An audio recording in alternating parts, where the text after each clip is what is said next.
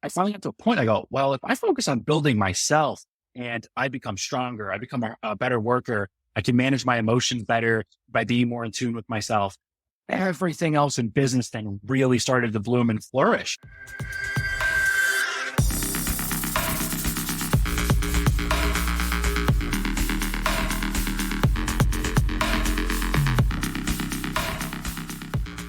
What's up, everybody? Welcome to the Headliner Mindset Podcast. Today's guest is an artist manager and events promoter who has been keeping the Arizona dance music scene alive and well, throwing hundreds of his own parties, and now working as the experience creator and handling partnerships at Relentless Beats, which is one of the largest concert promoters in the scene.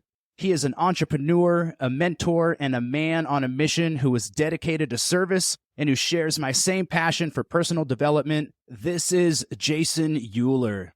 Nick, pleasure to be here, man. Too many kind words there to start off, but grateful to be here, grateful to be chatting with you, and thank you for having me. Hell yeah, brother. Always great to dive in with you, man. I have loved the connections that we've had in the past, the conversations that we've had in the past, and I think everybody is in for a nice treat today. Amen to that. I always love getting into it with you and talking on some of the topics you mentioned that I both know we just share that ultimate passion for. For sure, for sure. I would love to start off with just getting to know a little bit more about your background, specifically in the dance music scene. You really started off as a promoter, throwing your own shows, throwing your own events. How did you get into that? Yeah, I actually started off as even less than that. I started off running party buses to Relentless Beats festivals when I was in my early to mid 20s there. I went to a Relentless Beats event. I got stranded without a ride home, paid about $150 to get home in an Uber. I mean, immediately the next festival I went to, I'm like, okay, well, there has to be a better way than doing that. I rented a party bus and I invited a few friends along. I wasn't trying to make money. I was just trying to get to the event and avoid the Uber. I only thought I'd have about 30 people on the party bus and it was a 60 passenger bus. So I budgeted accordingly. And ended up having 75 people on the bus. Pre-game was at my house with the DJ and it was an awesome time. I ended up making like $2,000, $3,000 in about a week. And I'm like, this is way better than my corporate job. But at that point, I wasn't trying to make money off my friends. So I didn't feel right keeping it. And I didn't want to Venmo everyone back because what a pain. So I donated it to Phoenix Children's Hospital. I posted the receipt in the group chat and left the donor's contact and said, hey, if anyone has an issue, take it up with Phoenix Children's Hospital. Everyone in the group obviously was super cool with it and they thought it was an awesome idea. But yeah, last person of that night came off the party bus and said, what's the plan for the next one? And then light bulb went off and like I said, entrepreneurship kicked in and it all started from solving a problem. Yeah.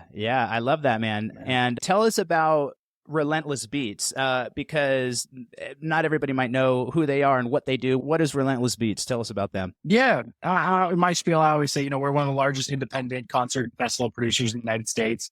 When I say independent, meaning we're not owned by AEG or a Live Nation or something of that sort, which you've seen so many groups be absorbed by over the past year, especially during the pandemic. My CEO started throwing parties in the desert back in the late 90s, well before dance was really making its waves into the US. And then around that 2010 to 2013 golden era of dance music where it really started to kind of hit that mainstream appeal and become a little more commercialized. The festivals just grew and exploded with it. And, here we are, 20 some odd years later and 400 events a year, 10 plus multi-day music festivals, hundreds of thousands of millions of attendees coming through these events. So it's just a testament to how much this genre and this community's grown. Yeah, it's wild. I was just on the Relentless Beats website just to take a peek at it. And I looked at the events and it was just like, I was scrolling for like 5 minutes. There's like 100 shows listed on this. Y'all are throwing a ton of parties out there. As I said, keeping the Arizona dance music scene alive and well. Not only Arizona, though. You guys are in like New Mexico, Hawaii, I saw there. You guys are throwing parties all over the place. Yeah, absolutely. Just launched our last event in New York, actually, with Anjuna Deep here in August out Pier 17, which was a sellout and huge success. Doing some things in El Paso, Texas, and just kind of expanding to some of these markets that, aren't getting the opportunity to get some of these great talent and these great headliners there. So, we're seeing a miss there. There's obviously an appetite for it, so we just want to spread and put these artists wherever we can if there's an appetite for it. Dope. Well, maybe this is a side conversation for us to have, but I think y'all need to come And notice how I say y'all, because I'm a Texas boy now. I'm out here in Austin, Texas, and there really isn't much of a bass music scene. Like, nobody is fucking capitalized on this market. And I think if it's done right, I'm sure there is a demand for it. It's just not really happening. So we'll have that conversation after this. Yeah, noted. Yeah. Okay, now you're working for Relentless Beats, and I want to close the gap between where you started. You started off basically going to shows. You were going to these shows as a young buck, fresh out of college, working your corporate job. You noticed this opportunity to start shuttling people there, doing the bus thing. And then how did that lead to you throwing your own parties and then eventually working for Relentless Beats? Let's finish that story. Yeah, always the funniest part was, I started running the party buses, and then I started always people going to the events. And then I found out there were people in town that were selling hard copy tickets, and they got to go to the events for free if they sold enough tickets. So immediately I'm like, I know 75 people I can sell hard copy tickets to, and I can go to the show for free. There we go. So I actually had reached out to Relentless Beats on email saying, hey, I'm running all these party buses. I'd love to see if I could help you with some of these transportation problems that obviously I had, experienced. And, also I could sell a lot of tickets to your guys' events to this group I'm building around. And luckily I never heard back, and so I never heard back. And finally I started doing enough party buses, and I'm like, well, I'm saving up enough money here because, after the first one, we donated all the proceeds. After that, I started donating 10% of every single party bus I did to a different nonprofit in the Valley. And the rest I was keeping, and then I was funneling it right back into the business so I could get 3 buses, 4 buses, 5 buses, and just trying to get the group bigger and bigger. And eventually I'd saved up enough money, and I'm like, okay, well, I haven't heard back. Like, I'll take a crack at this. How hard can it be? I threw parties in high school. Yeah. And I rented out Shady Park, which is, the church of dance music in Arizona. And it was on my 25th birthday. I used that. I'm like, all my friends like, hey, you have to come to my show. And we ended up selling the show out. I had 2 owls at the time. They were starting to make some waves. They had played Escape, and they were getting put on for Countdown that year. So they were hot at the time. And we sold Shady Park out, and it just snowballed from there. I did that all the way to about 8 months later. I actually risked my I zeroed out my savings account. I maxed out my credit card, and I took a pick slip on my car. And I threw a block party next to Arizona State University at 25 years old. And I was all in. You sent it. I remember calling my mom that day, and I'm like, hey, Mom, if this flops, like, my room's still good at home, right? but that, in essence, right there was the motivation, of doing it. I thought, well, if I just go for it and I completely fall on my face, lose all my money, what's the worst that's going to happen? And my worst reality was I'm moving back home with my mom. I'll have running water. I'll have electricity and probably some good cooked meals. And like, if you really look at it from that perspective, I'm living better than 70% of the world. Yeah. So it's kind of like a slap in the face to a lot of people that, aren't fortunate for those things to not go for it. Yeah. So you have the privilege and the ability to take risks like that. Amen. Right. And I'm so blessed. I didn't come up in any crazy money or anything like that. Very middle-class family at home, but, I never had to worry about things like that. And so very blessed to have just been raised in that and born into that to have a chance here. Yeah, man, I love how you just fucking went for it, just like, all right, like, let's go, let's take some chances, let's see what we can create. That must have been kind of a scary moment though, right? Oh my God. Like, No part of it felt good. I mean, it did because I was doing it, and like, there was a lot of buzz around it, and it's exciting. And you're betting all your chips in, so it's all in. Yeah. What I did by forcing myself into that position was I allowed myself to tap into creative parts of my mind that I wouldn't have been able to access otherwise. When you put your back against the rope, when you're chasing something, you come up with creative ideas and creative solutions that you wouldn't otherwise come up with, in my opinion. Sometimes just forcing yourself into that's going to get your best ideas out and produce results you might not have gotten otherwise. It's that whole concept of burn your boats, right? There's the story of like this army from hundreds of years ago, right? Where they send these boats across the sea to go fight the enemy in the other land. And then when they get there, the general tells them, burn all of the ships because either we're going to win this battle or we're going to die. How fucking cool is that, right? But it's so true when you're like, hey, I'm going to cross the threshold. I'm going to burn my boats. Because when you're playing it safe and you have 1 foot in, 1 foot out, you have this comfort. And when you take that comfort away, something in your brain turns on. You're like, I have to figure this out. I have to get creative. It forces your brain to work in a different way. So it's a really great example. And everything on that event went wrong. I had every fire that couldn't imagine, to the city permitting, to the GM who was giving me extension to the block that I got with MIA 3 days before the show. So I had everything go wrong. It had gone wrong. And I remember I had to go down to the city on Friday morning at like 6 a.m. and just plead with me. I'm like, hey, the GM went MIA. He deserted us. I swear to God, I can get all these permits done. Just give me a chance and I will come through. And she's still at the city. And now I saw her 4 years later doing a block party with Relentless Beats. And I went up to her and I said, hey, I'm doing this because you took a shot on me. Like, thank you. Wow. So I had a full circle moment with it too. And at the end of the day, the biggest thing that came down to, I had the right people, so the people that were with me after we burned the boats, they were there and had my back, and I couldn't have done it without them. Yeah. And I think those moments in life are so important, because when you take that leap of faith and you land on your feet and you don't die and you're like, okay, I survived, then next time something comes up, we're a little bit more willing to go for it, right? But when we let fear control us, it's like, damn, like, I don't know if I'm going to succeed. It's a powerful emotion. Right? Deep down, it's like there's that deepest fear of like, I'm going to fucking die if I do this. I'm not going to succeed. I'm going to fail. And so it prevents us from going for it. But when we take those chances and it's like, all right, I got through this. And it sounds like you not only got through it, you didn't necessarily lose all your money and have to move back home with your parents. It was a success. Luckily, the show ended up, everything going up to the show was a nightmare. Show went off without a hitch, was great. Yeah. The feedback was incredible. We had great artists, great performance, and we ended up selling like crazy, like last 2 days of shows, because no one buys tickets early in this industry. How many gray hairs did you get in the process? Oh, I'm surprised I'm not bald yet. The hairline going a little bit, but I thought that one at 25 was going to do it. But, I had accepted my worst reality and said, you know what, I can live with that and be okay. So I had made my mind up on that before making the commitment. Yeah. I like that. Think about like, what's the absolute worst that can happen? And just imagine that and be like, okay, can I survive that? Like, if that is the worst that can happen, am I willing to take that chance? Right? Like you said, like it literally, it won't be the end of the world. Like, you're not going to be homeless or starving. Exactly. And I'll never be sitting here 20 years later going, wow, what would have happened if I would have taken a shot on my show? And like, I look back on my show, and for me, at least in the state of Arizona, that's what made our company formidable at that time. That's what put us on the map. Because then, after that, I was going to agents with offers and saying, look at this block party we just threw. Hey, I was paying these headliners this much, because I was all in. But then I had that resume and credibility. And, God bless Leo Corson, one of my first agents I ever worked with. And to this day, I'll always sing his praises.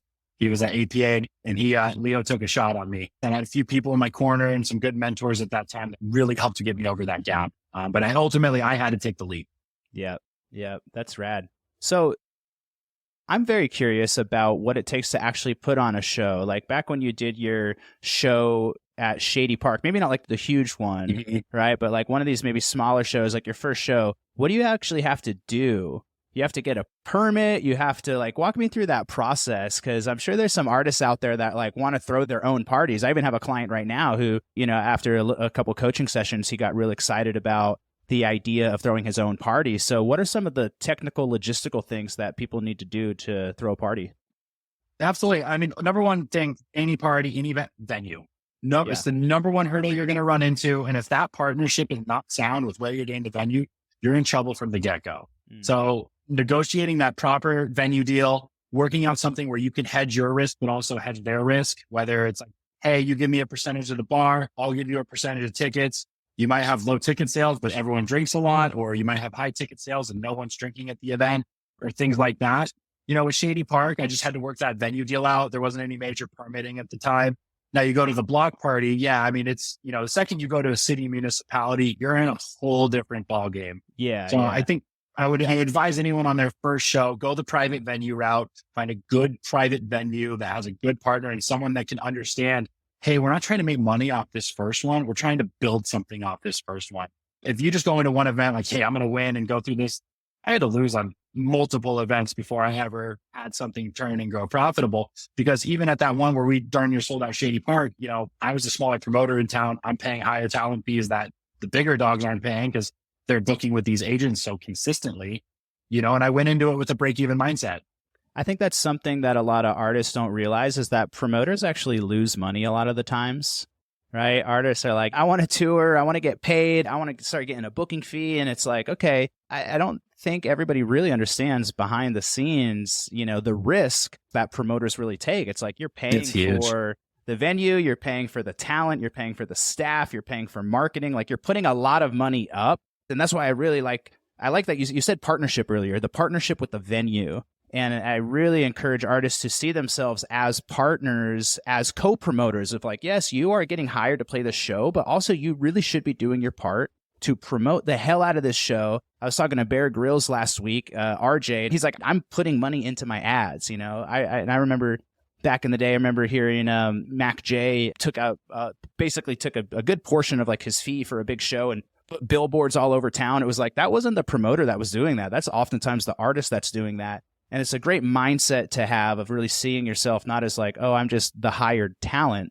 I'm curious right now, like for a big, you guys are throwing a ton of shows as Relentless Beats, huge festivals to smaller shows. Are there still some that you guys come out in the red on that you guys don't profit on?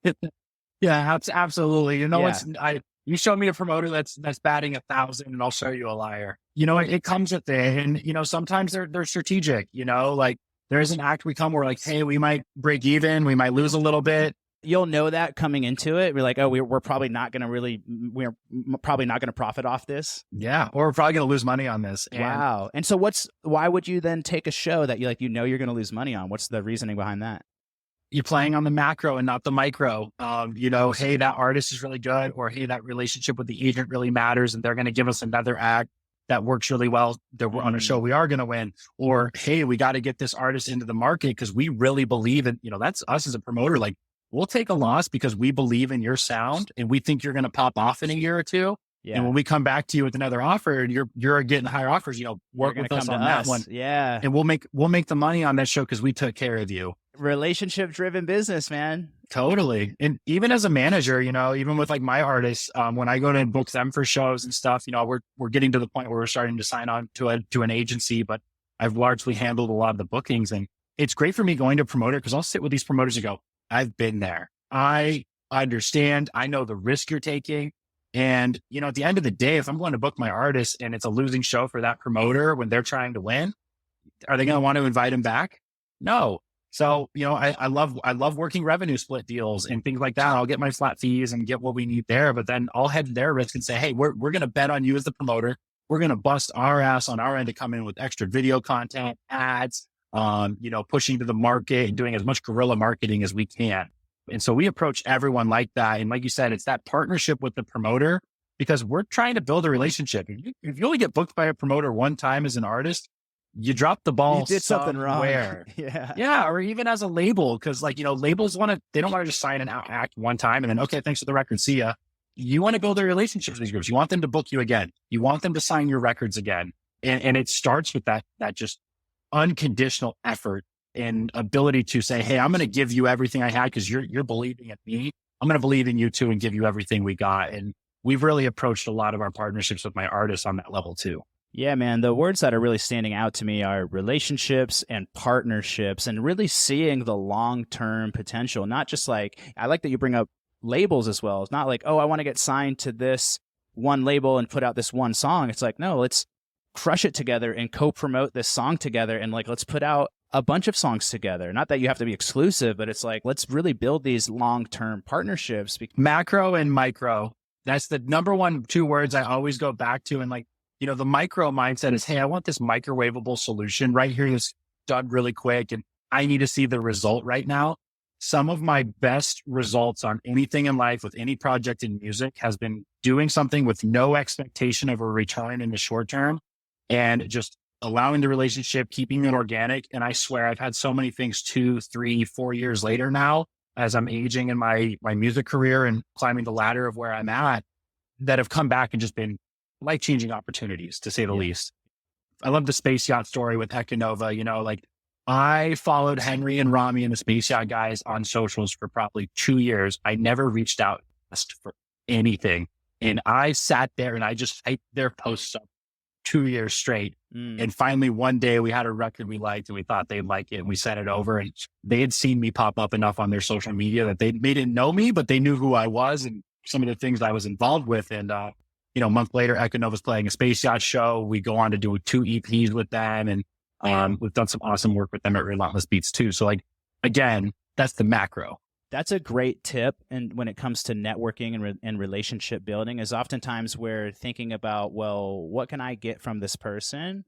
Or hopefully we're also thinking about what can I give to them? And sometimes it isn't necessarily what do I have that I can give, but it's like I can share their post and share what they're doing and promote what they're doing because I think it's cooler. I've also given examples of sometimes rather than asking a record label for listening to my song or trying to put out my track, I'll send them someone else's track and be like, yo, I just heard this artist. It sounds like they haven't released anything big yet. Like, you guys should check them out. You might be into them. Yeah. Or like, you hear like your friend's track that's a banger and you have a relationship or something maybe with someone else. It's like, send your friend's music over there. Be like, hey, this is like up your alley. Maybe you want to play this in your sets. It doesn't have to be you giving yourself or your stuff all the time. It's like, hype up other people's shit too and just be a multifaceted giver in all directions, right? I literally actually tweeted this out today, like a few hours ago, and said, everyone's like, oh, networking, I'm trading or I'm working with someone else and we're exchanging value. The real power of networking is connecting 2 people together to work on something and find synergy where it benefits you 0. Yeah. And that, in my opinion, is the true power of networking because you come across as really helping other people, their business. It's a selfless act and it's authentic and people recognize that. And I've tried to be a bridge for so many in this industry. And if you can bridge people's gaps to create new opportunity for them, you become valuable. And at the end of the day, you can't go to someone and ask for them to sign your record or to get booked on a show. What's the value you're providing?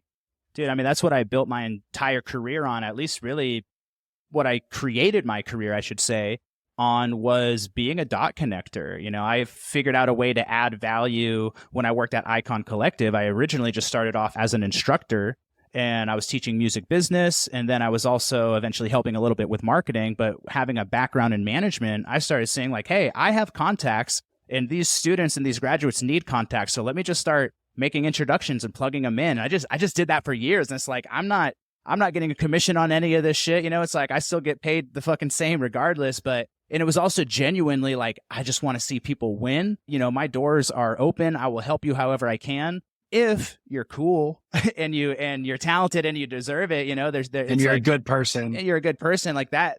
I will fucking go so far out of my way. If it's somebody that I know is really genuine and I'm like, yo, I love you and I want to see you win. Not everybody gets it. Some people are just kind of like takers and they have a little bit of a like leechy energy. And I'm like, I'm not sure how many doors I'm going to open for you. People in the music industry, especially on like, the levels of the people I work on, it just gets sniffed out so quick. Oh yeah. Yeah. And the best thing you can do is you approach them and give value without expectation of anything in return. One, you'll never be let down. You'll never be let down if you don't have an expectation when you give. And 2, you're going to make that authentic connection because if people know you're genuinely giving without just expecting something, because are you really giving value or being a giver if you're just doing it to expect something in return? Yeah. And I'm a spiritual person. I like to go down like the woo-woo sort of rabbit hole. And I really look at it from an energetic perspective of like, if I'm giving, there's the law of, the law of reciprocity, where it's like, if I want to receive, I also have to give. So the more I'm giving, the more I'm giving, the more I'm giving, the more I'm receiving. And it's almost just on a universal cosmic energetic level. And it might not be I'm giving to this one person. There are hundreds of people that I've given to that I've never received anything back from. However, I've received so much other stuff back from other people from other places. And I've received stuff from people in places that I haven't necessarily given to. It's just like karma. You know what I mean? Like just fucking be cool, do good, serve unconditionally, and dope shit will come back to you. It's like a fucking boomerang, Amen to that. Like I said, I've had those things where they've come back 3-4 years later and serviced me. And like, again, like you say the right thing, like serve. And when you're doing that, even when you talked about it, Icon, you are being a servant leader. And there's a difference between a leader and then a servant leader. A leader is just, hey, it's the title. I'm working to get a task done and bring the group to get a task done. A servant leader is you're growing everyone around you and extracting the best they can be out of themselves. And I think the true thing for me with leadership is when I see someone doing more than they thought they were capable of, that's the fulfillment factor for me at the end of the day. When I can work with someone, and that's why I'm in that's why I say managers are the most selfless people. It's such a passion for me because I love watching something go from 0 to 1 and then trying to figure out how to scale from 1 to 100. Yeah. And again, you're bringing something out of someone that they didn't know they had in them, and then they see it. It's an amazing feeling. When I really love that Jim Rohn quote where it's like, goals aren't necessarily about the accomplishment of them, but it's about who you become in the process. And we share that same sort of passion for personal growth and personal development. It's like I get lit up when I see how the person is growing and expanding and changing. And it's like, yes, the results are nice, but who are you becoming in that process? You're tapping into more potential, tapping into more creativity, tapping into, just a bigger, more expanded version of yourself. I always talk about in my coaching that like lesson number 1 is that we're playing the inside out game, not the outside in game. And what that means is that, just chasing goals and things that are outside of you, hoping that they change what's happening inside of you, as in, I'm going to be more happy, I'm going to be more fulfilled. Once I'm a big artist, once I'm making more money, once I'm achieving these goals. And it's like, no, we play the other game, which is like, you become the happy, fulfilled, confident person first. You become that person. And it's, it's happening at the same time, but shifting towards that, I think is really important. You're not going to accomplish any of those goals necessarily until you are also becoming the person that is capable of receiving those goals and growing into the person that is able to operate at that level. Right. Yeah. And I think that ties right back to the root of like process versus outcome. To me, in my mind, like happiness is result based. I'll be happy when I land that gig. I'll be happy when that label thing works out. I'll be happy when, or I'll be, it's happy this. Joy is a state of being. Joy is the process. I get to wake up today and work toward what I enjoy. I get to put the bricks together in this wall and build it as I build this thing. And joy is in the process and the beauty of becoming. And if you can find beauty in that and just wake up every day and your feet are excited to hit the ground because you're one step closer that day, that's joy for me. So, I always try and take it as a focus. Like I focus on trying to create joy in my projects instead of being result based where because you're going to have those moments. Like happiness is that momentary, like you feel it. So, there's some days where I'm like, it's going to be a tough one today, or I got to go get this done. But hey, it's part of the growth and part of the process. And I know if I just keep my head down at it enough, the chips are going to fall where they may. Dude, I'm surprised it took almost a full 30 minutes for us to go into the personal development rabbit hole. This is like record for us, Usually we wouldn't make it past about 5 minutes, but we're tapping into some really good stuff here, and I think that enjoying the process, falling in love with the process, right? Like hopefully as an artist, you're doing it because like you love making music, and not that every day set your soul on fire. Yeah, not that every day is going to be easy. But if it's always hard and it's always a grind and it's always a struggle, it's like something's off, man. Like you should enjoy it. And really also, I hope that the big mindset shift and spirit shift and heart shift that I'm hoping artists can make by listening to this podcast and listening to these interviews is that also the business can be fun. And when you can find yourself enjoying the process as well, it's like, I'm enjoying the journey, not to be cliche, but it's like, it's not about the destination. It's about the journey. So fucking fall in love with the journey, fall in love with grinding and growing and learning and everything that comes with it. It's like, it will be so much better if you can do that. And I hear that with so many artists, because so many are like, they love putting the records out, or they love playing the shows, but like, every day on social media, we have to run TikToks and do this and all this, or I have to just put this content out. And like, if you're doing it just because you think you have to do it, like none of your stuff's going to come across authentic or brand. Yep. So, you got to find a lane of content or brand building that you actually enjoy. And maybe you're not going to enjoy all the different ways of it, but like maybe you enjoy entertaining, maybe you enjoy educating through your platform or something. Maybe you enjoy just sharing other music that you're genuinely with. And like, I think even with my artists and the guys I've grown in that development, I've really had to work to shift them past that mindset and say, let's find out what you can enjoy creating or what you could create that could help someone or, give them a smile or a laugh for the day or just something positive, and find beauty in that.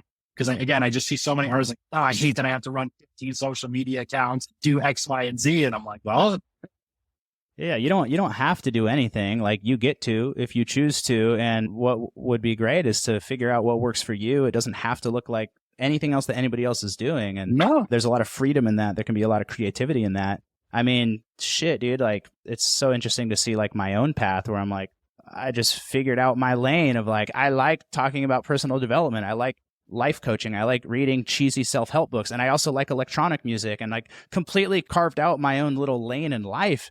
And it can be the same way too. It doesn't, if I had just bought into what I thought I had to do, that's why I went to a 4-year university. I thought I had to go to school. And then I got there and they're like, well, you have to choose one of these majors. And I was like, fuck, but that doesn't light me up. So let me take a risk and go sort of figure out what does light me up. And that can be applied to so many different areas of life, I think.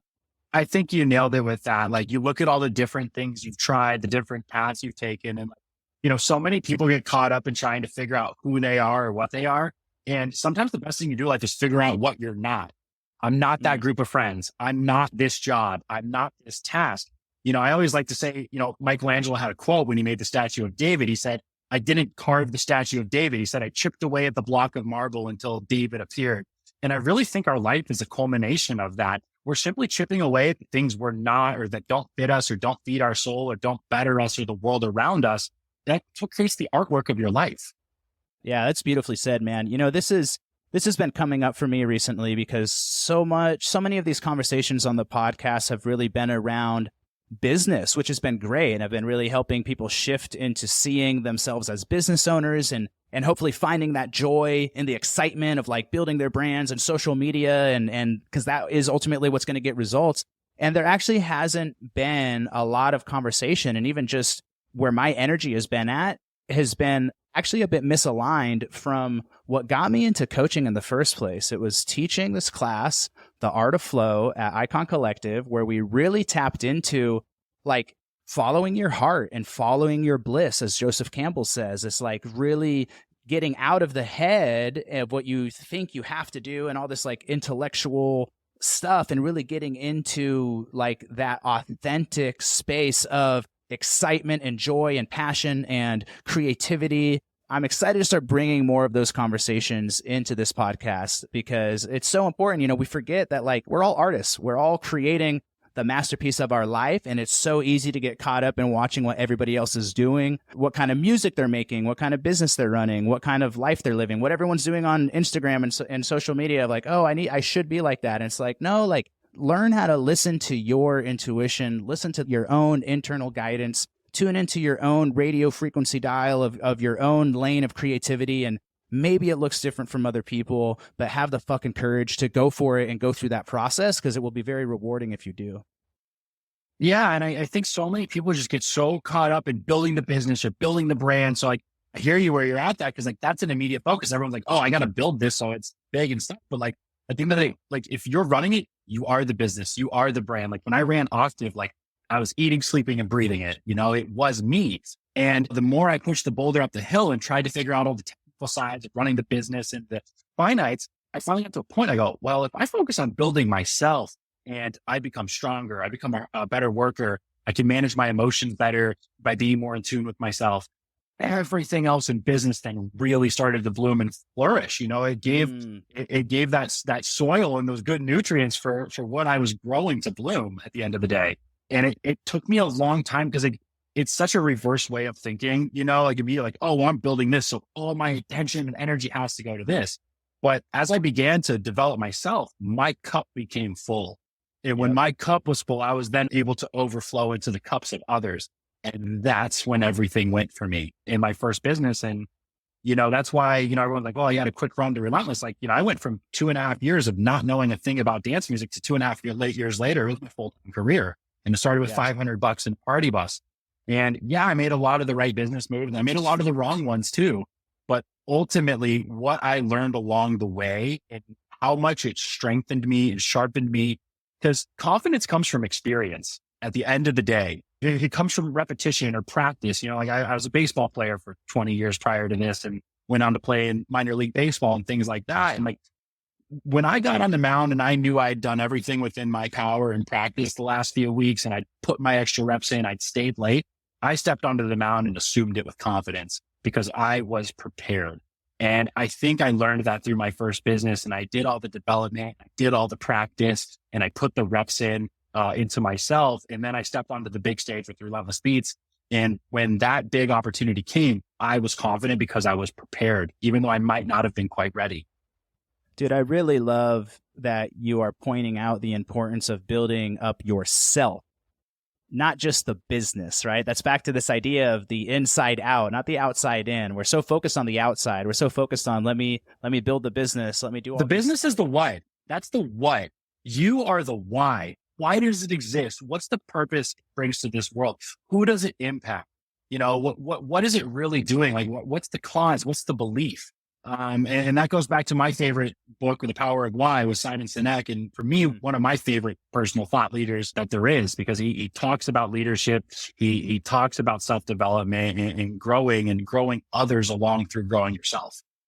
So in your journey of building yourself, of growing yourself, what were some of the things that you did to really build yourself? And what are some tips and some advice that you can give to other people that maybe have been so focused on the external journey and it's time to start shifting into the internal journey of building yourself and personal development? Yeah. For me, it always just started with reading. I was never a reader in school. I was an average student at the best. And there was a few things I'm like, oh, this piqued my interest. So if I found a topic that I was interested in, I'd go into it. But half the time I'm learning how to find the length of a triangle and, all this other stuff. But yeah, that's why I love hearing about what you're teaching at Icons. You're just teaching real life skills that are going to serve you no matter what area you flow into. But yeah, all the shit we didn't learn in school that actually really helps us. Exactly. And I think my first eye-opening was How to Win Friends and Influence People. I know we've talked about that in the past, and that was really kind of the book that set it off for me. And, I think my self-development journey just started there. The biggest thing I would go to is as I started to climb my ranks and get stronger, I met people on higher levels than me. And I would go, what books do you read? How do you take care of yourself? How do you deal with stress? How do you work through the emotions and thoughts you're going while you're moving 1,000,000 miles an hour?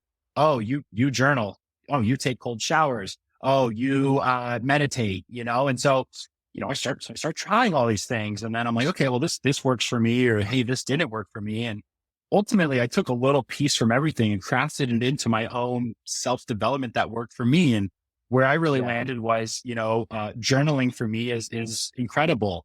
It allows me to take the thoughts out of my head. I speak them as I write. I'm physically writing it down. I'm seeing and I'm reading it. And I'm intuiting all my senses to what's going on in my head. And one of the coolest things through journaling is, I'll just start. And next thing I'm rambling on like 2 pages later going, I didn't even know I was suppressing this or thinking about this. And now it's just pouring out. And now I have a chance to read it, take the information back in. So you're playing with the information in your head in a completely different way, because now you're throwing it out and then you're digesting it back in. And now we're able to make adjustments or see where maybe I'm faltering for some things. And I think the times in my life where I've been through struggles is when I stopped journaling and I'm like, okay, like I'm avoiding talking to myself. Because you can't lie to yourself in a journal. If you write down a lie in there, you immediately, no one else is going to see it. And I'd write something down like, Jason, you're full of shit, and then I'd call myself out on maybe something I needed to adapt or change. I think that's been a big one for me. And, I think that ultimately the strongest thing I ever did for my self-development, I came back after my 25th birthday and I had a very large social circle, a lot of different people from running the shows and things like that. And I got really granular on my friend group and I made a list of 2 columns, good friend and bad friend. And I wrote down all the friends that empowered me, inspired me, were talking about good things, weren't involved in gossip and were pushing me to be a better human. And I wrote down the other list of people that, hey, maybe they're not influencing me or they're not bad people, but maybe they're not bringing out the best in me. And I cut it cold turkey. And making a massive action like that, it was hard. I had a lot of people, where'd you go? You're a ghost now, or things like that. And I started focusing all my energy into the people that were inspiring me and driving me to be better and holding me accountable. And I think that was one of the biggest changes in my life, because it's cliche as it is, you are going to be who you surround yourself with 110%. So if you're interacting with other artists who are doing their late night studio sessions, who are going to writing camps, who are putting their efforts into social media, who are taking time out of their day to respond to fans and be kind and build real relationships, you're going to be like those artists. My favorite example, I love Tony. Dr. Fresh is like, when it comes to like engaging a fan base in a community and just doing it with genuine love and authenticity, there's few better in my opinion. And I think that's really just been such he's an incredibly talented artist. I don't take any of that away from him, but people look at him and you see him on stage like, I want to support him. I want to support him for how kind he is, for how engaging he is with his audience, for how fun he is, and things like that. And you look at the artists he surrounds himself with, and I know many people in a circle have similar like-minded artists and people that he spends times with. So he's someone I've always really admired. That's huge, man. That is such good and important advice, right? Like, you are the sum of the 5 people that you surround yourself with the most, as they say. And so being meticulous, and I think so much of this boils down to having a standard, having a high standard, and raising your standards. Like, what is the standard for the type of people that I allow into my life? You know, I used to do a lot of men's coaching, and we would talk about these masculine archetypes. There's the king, the warrior, the magician, and the lover. There's these different parts of ourselves. And the warrior archetype, there's this certain type of energy that is really powerful. And the metaphor I always use is, it's like, you know, you have your inner king as like your highest self. It is like the best version, the highest self, the version of myself that has the vision. He's there to rule the kingdom. And it's the warrior's job to protect the castle, to make sure that that king can be operating at his best and doing his job. And sometimes the warrior has to pull out his fucking sword and be like, yo, you're not getting in. You don't belong in this castle. But if we have low standards, or we don't really have an activated warrior archetype, and women have it as well, it's the huntress archetype as well. But that just means like cutting people out, or cutting things out as well, of like, you know, bad habits, junk food, shit that's just not helping you be your best self, whatever that may be. It goes back to chipping away at that sculpture, to create it. You know, I'm chipping away. Hey, I'm not this, I'm not these things. I need to cut this out if I want to be that final piece of art, you know, or like you said, or your highest form and self. So it's funny how we can go and say 2 different analogies that pull back to the same universal lesson. Yeah, it's hard though. It's easier said than done when you've been hanging out with people for a long time, or oftentimes it's like people that are successful but aren't maybe operating or vibrating at like the highest frequency as well. You know, they're just getting fucked up all the time. They are engaged in gossip and stuff, but it's like you can get pulled into the success or the cool kids or whatever it may be. And it's like ultimately not going to be very healthy, you know?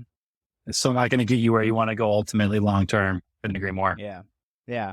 So I want to ask you about Relentless Beats and being a local promoter. There's a lot of artists out there that probably want to start playing shows for their local promoter, whether that's Relentless or some other part of the world that they live in. What are some good practices or ways to approach promoters in order to get booked? Maybe if you don't have a booking agent yet, but like you're trying to maybe get some of those, get your foot in the door, get some of those opening slots. Like, how do you get in? You know, one of the best things you can do is get involved in the community and the culture. Step number 1. If you're not out there at the shows, meeting the attendees or the people that you would hope would come to your show, you can't do anything, because those are the same. If you're trying to play a show for that promoter, that thing, and you don't even know the audience, they don't know who you are. And sometimes like you don't need to go and meet everyone at the audience. There's hundreds of people there. Go make 3 friends. Guess what? They have 7 more friends. Maybe you get invited to something else outside. Maybe that friend group is connected to another local DJ who has played with that promoter. Befriend that local DJ. How'd you go about it? What'd you do? Like, you know, especially in the local music scene, these kids aren't gatekeeping really, or it's not like that. You know, they'll tell you, hey, I went to a bunch of shows. I entered the DJ competition. I sent over a mix. I sent over some new records I was doing. You know, for me in particular, like Econova who I managed, was a great example. He played an Insomniac show in Los Angeles before he ever got booked by Relentless Beats in Arizona. Like, just to really put that in perspective. And we didn't sit here going, oh, the big promoter hasn't booked us, or why we haven't gotten the booking. You just haven't been. And again, I was a competitor at the time, so they weren't booking him. So, you know, I'd put him on some shows here and there, but ultimately he did all the other right things to where even the bigger promoter in another market finally noticed him, and we wound up down that route. So I think some people get so caught up like, oh, this has to work in order for my project to work. When again, we put the blinders on.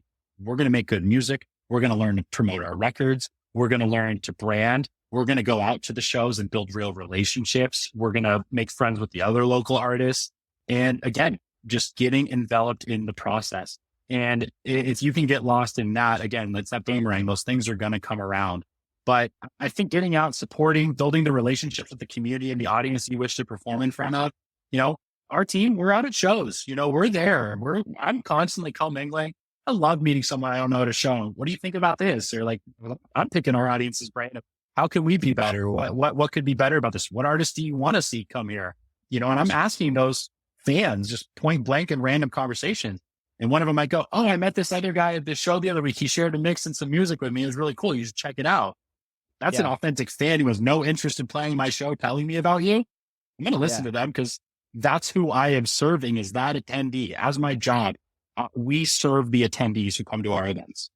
Yeah. And I think such a simple thing too that people oftentimes forget about is like following up. So like if you meet somebody and have a cool interaction with them, I feel like Instagram is the new business card.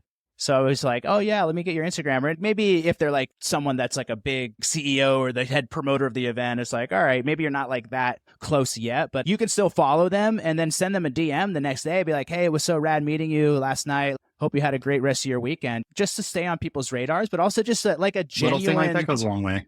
It really does. It really does. Yeah. And like you said, you interact with someone's content enough, like it builds up over time and they will see your face. Again, going back to the space yacht story I said, they saw my face and name pop up enough times. Yeah, yeah. So you were just talking about Ekanova. He is the artist that you manage outside of throwing shows and working at Relentless Beats. On the promoter side, you also manage your own artists. Is he the only artist that you manage right now, or do you have other artists too?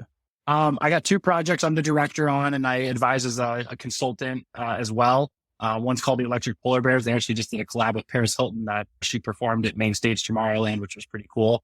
Yeah, so music's taken me a lot of places. I got to go to Paris Hilton's house and help set up her home music studio. That was probably the craziest place music's ever taken me. Yeah, but Ekanova's really been that. I've managed a number of artists. I worked with Tidy, who was a global touring star there in 4 or 5 years ago. And really, he was playing on every continent minus Antarctica. So I've been working with acts at that level all the way down to, Ekanova since day one when he goes, hey, I have this idea for a project. Here's what the music sounds like. So I've been on both sides of it. And I know that you are very invested in him as a human, him as an artist and his project. Like you have a very, very deep, close kind of brother relationship with him. He's like my little brother. Yeah. What is it about him that has you so invested in him? His character. I look at him and I see so many attributes that I just admire. I aspire to be around. I want to surround myself with it.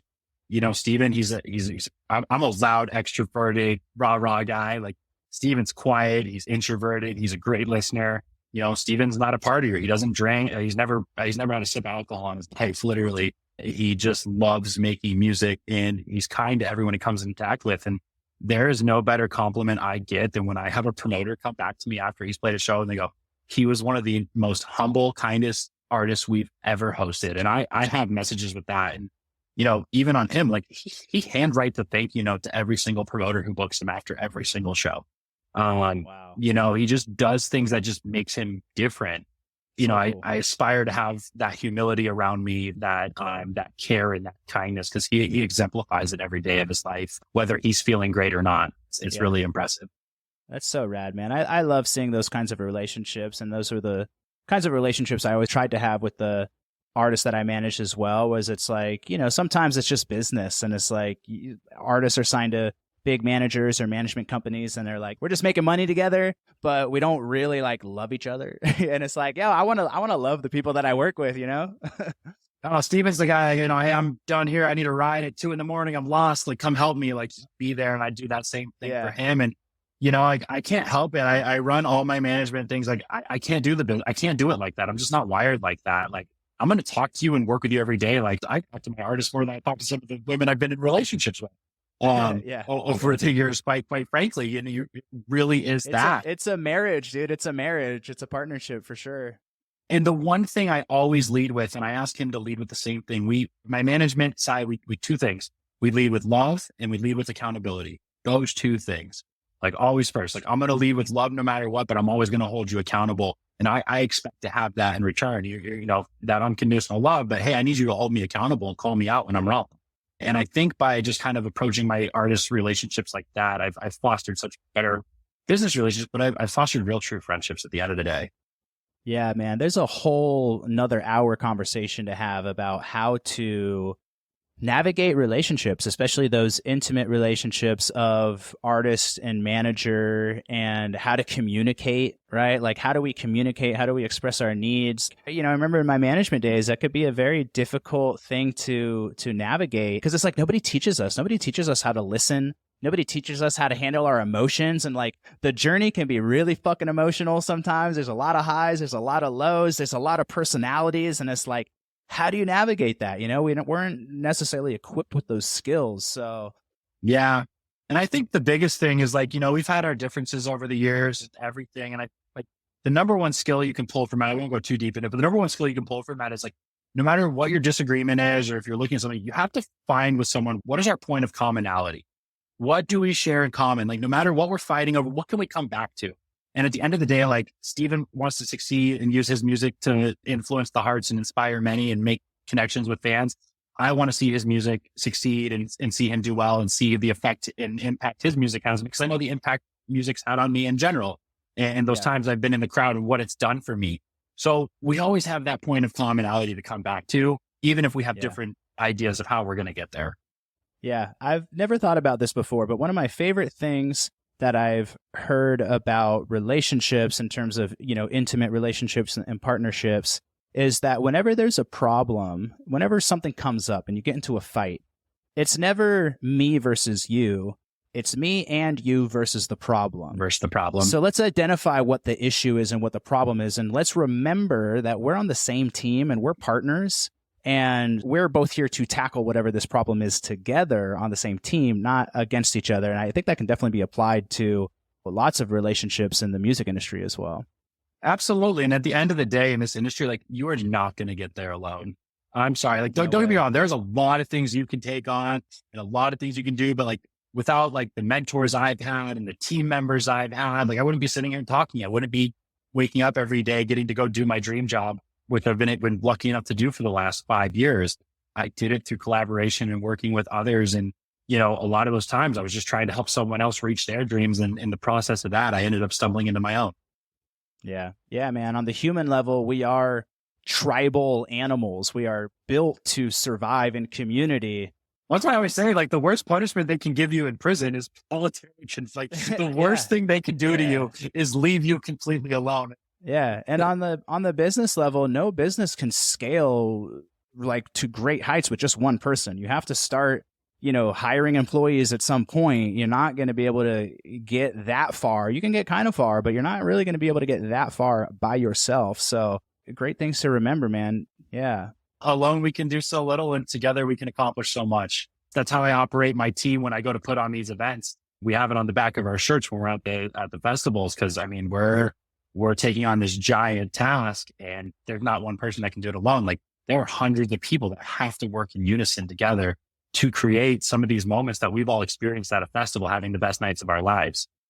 Yeah. Yeah. It's so cool, man. Like, I love when you see the shots of zooming out and looking down at the crowd. And it's like this little microcosm of, the thousands of attendees, but also the potentially hundreds of people behind the scenes that are putting it on. It's like, it's just this huge network of little ants, like working together to bring the food back to the base. That's what fills the cup at the end of the day. Like, I'm out on site. And I'm in Arizona. It's hot. It gets to 150 degrees in some of these times. Everything's going wrong. Tempers are flying. Sometimes there's emotions flying everywhere. And then finally you get to that point and it's 11 o'clock or midnight at the show, and you're sitting off to the side or just behind the stage, and you just look out and you see it, and there's no feeling like it. I chase it every day. I probably do 90% of work that I rather not do in some cases for that 10% where I get that moment, and it is worth the trade every single time. As I said, dude, it is always so fun to dive in with you. And I know we could go for multiple hours more, but thank you so much for taking the time to hop on today, to share your wisdom, to just share your positive energy, man. I really just think you're such a beacon of amazing energy and hope, and really like what this scene and this journey is all about and should be all about. So thank you so much. Absolutely. And, I think that's what attracted this friendship out of it, because I have a friendship here with you offline too, which is great. And you've been such an inspiration to follow, and even watching what you're doing and how many artists this is going to serve and create value and purpose for. I'm happy to play a fraction of a part in it, and really excited to see what else you do with this.